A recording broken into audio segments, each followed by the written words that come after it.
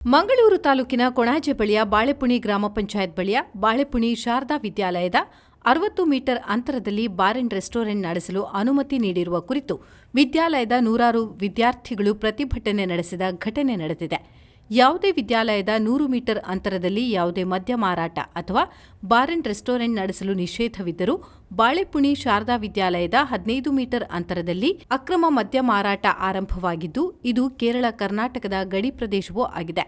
ಈ ಹಿನ್ನೆಲೆಯಲ್ಲಿ ಶಾರದಾ ಗಣಪತಿ ವಿದ್ಯಾಲಯದ ವಿದ್ಯಾರ್ಥಿಗಳು ಬಾಳೆಪುಣಿ ಗ್ರಾಮ ಪಂಚಾಯತ್ ಕಚೇರಿಗೆ ಮುತ್ತಿಗೆ ಹಾಕಿ ಪ್ರತಿಭಟನೆ ನಡೆಸಿದ್ದಲ್ಲದೆ ಕೂಡಲೇ ಬಾರ್ ಸ್ಥಳಾಂತರಗೊಳಿಸುವಂತೆ ಶಾಲಾ ವಿದ್ಯಾರ್ಥಿಗಳು ಪ್ರತಿಭಟನೆ ನಡೆಸಿದ್ದಾರೆ.